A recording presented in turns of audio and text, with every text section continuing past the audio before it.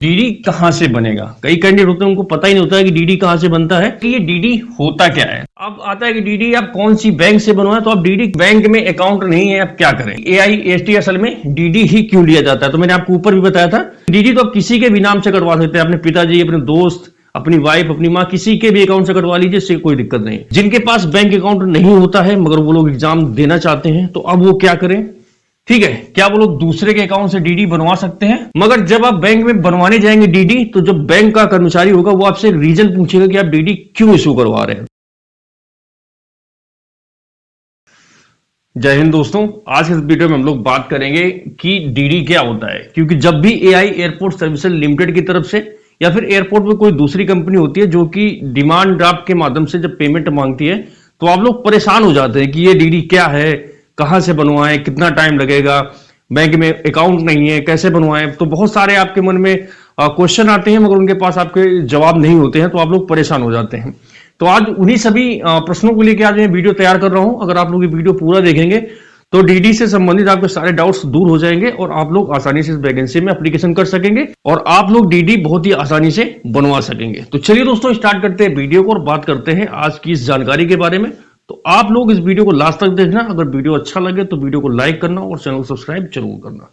तो दोस्तों, AI airport services limited की तरफ से जब भी कोई रिक्रूटमेंट निकाला जाता है, handyman, handy women, customer service executive, junior customer service executive, RSA, UARD, इन सभी पदों के लिए जब भी कोई वैकेंसी निकाली जाती है तो ये हमेशा 500 रुपए का एक डिमांड ड्राफ्ट आपसे मांगते हैं।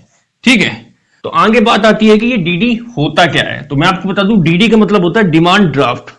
ठीक है, यह दोस्तों जिसके नाम से आप बनवाएंगे, इसका भुगतान सिर्फ वही व्यक्ति करा सकता है जिसके नाम से आप इसको इशू करवा रहे हैं। ठीक है, और डीडी के कई फायदे हैं कि जैसे कि अगर आप डीडी जब किसी व्यक्ति विशेष के नाम पे बनवा के या किसी कंपनी के नाम पे बनवा के देते हैं तो वो कभी बाउंस नहीं होता है।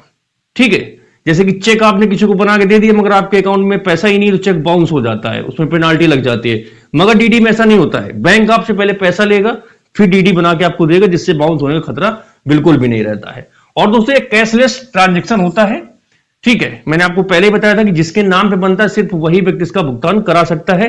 तो दोस्तों, हमेशा कंपनियां इसलिए डीडी का माध्यम रखती हैं कि भ्रष्टाचार को कम किया जा सके। जैसे कि अगर आप कंपनी के नाम का डीडी बनवाते हैं तो कंपनी ही उस डीडी का भुगतान करा सकती है, इसके अलावा कोई तीसरा व्यक्ति बीच में आके उस डीडी को भुगतान नहीं करा सकता है। इससे भ्रष्टाचार को थोड़ा कम किया जा सकता है, क्योंकि भ्रष्टाचार को बिल्कुल जड़ से खत्म करना थोड़ा मुश्किल है, मगर गवर्नमेंट हो चाहे व्यक्ति विशेष हो या कोई संस्था हो, तो इस सब चीजों को कम करने के लिए काफी सारे कदम उठा रही है। तो डीडी उसका एक पार्ट है।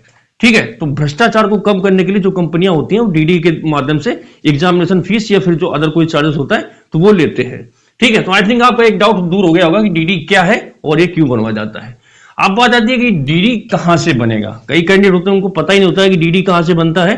दोस्तों, मैं आपको बता दूं कि जब भी आप डिमांड ड्राफ्ट बनवाने की बात आती है तो आप किसी भी बैंक में जा सकते हैं, XYZ, चाहे PNB हो, कोई ग्रामीण बैंक हो, चाहे HDFC हो या कोई भी बैंक हो, सेंट्रल बैंक हो, बैंक ऑफ इंडिया हो, जितनी भी बैंक है, इलाहाबाद बैंक, आप किसी भी बैंक में जाके डीडी बनवा सकते हैं, इससे कोई फर्क नहीं पड़ता है।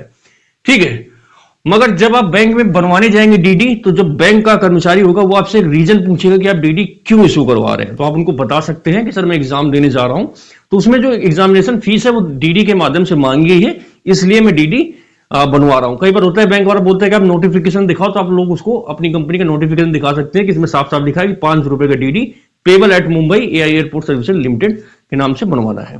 ठीक है, तो आपका डीडी आसानी से बन जाएगा।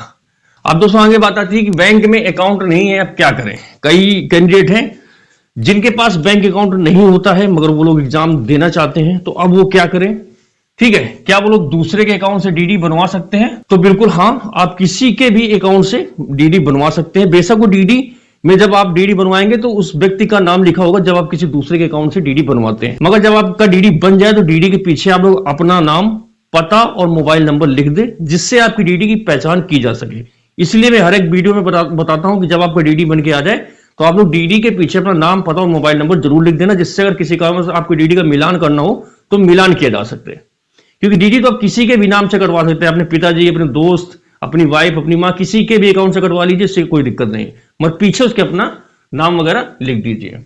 अब बात आती है कि डीडी कितना पुराना हो। वैसे तो दोस्तों डीडी की जो अवधि होती है 3 महीने के लिए होती है। जब भी कोई डीडी तैयार किया जाता है तो उसकी जो वैलिडिटी होती है वो 3 महीने के लिए होती है। अब कई कैंडिडेट होते हैं कि वो परेशान होते हैं कि मेरा कल एग्जाम है तो मैं डीडी कब बनवाऊं। तो दोस्तों आप एग्जाम वाले दिन तक बनवा सकते हैं, बेशक आप जब एग्जाम देने जा रहे हैं उससे पहले का होना चाहिए। जैसे आप 11 बजे एग्जाम सेंटर में जा रहे हैं तो आप सेम डे सुबह 10 बजे तक डीडी बनवा के एग्जाम सेंटर में जा सकते हैं। इससे कोई फर्क नहीं पड़ता कि आपने सेम डे बनवाना है या फिर 2 हफ्ते पहले बनवाया है। उसकी वैलिडिटी जो 3 महीने होती है उस 3 महीने के पीरियड में आप कभी बनवा लीजिए, ठीक है। अब दोस्तों आगे बात आता है कि AIST असल में डीडी ही क्यों लिया जाता है। तो मैंने आपको ऊपर भी बताया था कि दोस्तों एक कैशलेस ट्रांजेक्शन होता है और भ्रष्टाचार को कम करने के लिए कंपनी डायरेक्ट जो एम्प्लॉय होते हैं उनसे मांगती है कि आप हमें डीडी के माध्यम से पेमेंट कीजिए, ठीक है। तो इसका एक छोटा सा रीजन होता है, इसके अलावा और कुछ नहीं है। अब आता है कि डीडी आप कौन सी बैंक से बनवाएं। तो आप डीडी किसी भी बैंक में चले जाएं, ठीक है। आपका अकाउंट है तो अच्छी बात है। कई बैंक होती हैं वो बोलते हैं कि आप हमें चेक बुक लेके आओ, तो हम चेक बुक से ही आपका डीडी बनाएंगे। कई जो ग्रामीण बैंकें होती हैं वो तो ऐसे ही बना देती हैं। आप किसी भी आपका अकाउंट हो या ना हो, अब कई जो बैंक होती है बोल देंगे अगर आपका अकाउंट नहीं है तो अकाउंट नहीं बनाए, ये भी हो जाता है। तो डिपेंड करता है जो बैंक मैनेजर क्या सोच रहा है। तो आप लोग उसको किसी भी तरीके से कन्विंस कर सकते हैं, ठीक है। आप उसको चेक दे देंगे तो आपको डीडी बना देगा। कई बार होता है कि वो एक फॉर्म के भरने के लिए देते हैं, फॉर्म भर के दे देंगे तो उससे ही बन जाता है। तो बहुत सारे रीजन होते हैं। तो अलग अलग बैंक में डीडी बनाने का जो प्रक्रिया होती है अलग अलग होती है। तो आप लोग अपने नजदीकी बैंक में जाके पता कर सकते हैं कि वहां डीडी किस प्रकार से बनता है और आप डीडी कैसे बनवा सकते हैं, ठीक है। तो दोस्तों ये थे सारे डीडी से संबंधित डाउट जो कि आप लोगों के मन में काफी समय से गूंज रहे थे। क्योंकि जब भी मैं कोई भी वैकेंसी के बारे में बताता हूं तो आप लोगों के क्वेश्चन आने लगते हैं कि डीडी हम कहां से बनवाएं, डीडी क्या होता है ना। तो मैं सोचा कि आज इन सभी चीजों को लेकर एक वीडियो बना देता हूं, जिससे आप लोग अगर देख लेते हैं तो सारी चीजें आपको पता चल जाएं और आपके सारे डाउट्स दूर हो सके। तो दोस्तों आज की वीडियो में बस इतनी ही जानकारी मैं आपको देना चाहता हूं जो कि मैंने आपको बता दिया है। बाकी अगर आप लोगों के मन में और कोई डाउट है इससे संबंधित या और कोई चीज या किसी भर्ती से संबंधित पूछना चाहते हैं तो आप लोग इस वीडियो के नीचे कमेंट कर सकते हैं। मैं कोशिश करूंगा कि आप लोगों को कमेंट के जवाब दूं। और मैं आप लोगों को बताना चाहता हूं कि जब भी आप कोई कमेंट करें तो कमेंट करने के पहले एक बार वीडियो आप पूरा देख लें, क्योंकि वीडियो में हर एक पार्ट में कवर करने की कोशिश करता हूं। वैसे तो आपके मन में कोई डाउट नहीं रहेगा, बाई चांस फिर भी कोई डाउट रहता है तो आप लोग नीचे कमेंट कर सकते हैं। आप लोग क्या करते हैं, वीडियो नहीं देखते हो, ठीक है, कमेंट पहले कर देते हो, तो उनके जवाब मैं नहीं दूंगा। मैं सिर्फ और सिर्फ उन्हीं कमेंट के जवाब दूंगा जो कि जेन्युइन होंगे, जिनके बारे में मैंने वीडियो में डिस्कशन नहीं किया है। इस चीज को आप लोग ध्यान रखना, क्योंकि दोस्तों मैं ड्यूटी के साथ साथ आप लोगों के लिए वीडियो बना रहा हूं। तो आप लोगों का थोड़ा कर्तव्य कि आप लोग वीडियो देखें, मेरा उत्साहवर्धन करें, वीडियो को लाइक करें, दोस्तों के साथ शेयर करें, ठीक है। मगर आप लोगों को क्या किया, 2-4 मिनट नहीं, अपने करियर बनाने के लिए 2-4 मिनट नहीं खर्चा कर सकते हो तो आगे आप लोगों से मैं क्या एक्सपेक्टेशन रखूं, ठीक है। अगर आप लोग कुछ मेरे लिए कर सकते हो तो मैं भी आप लोगों के लिए बहुत कुछ कर सकता हूं।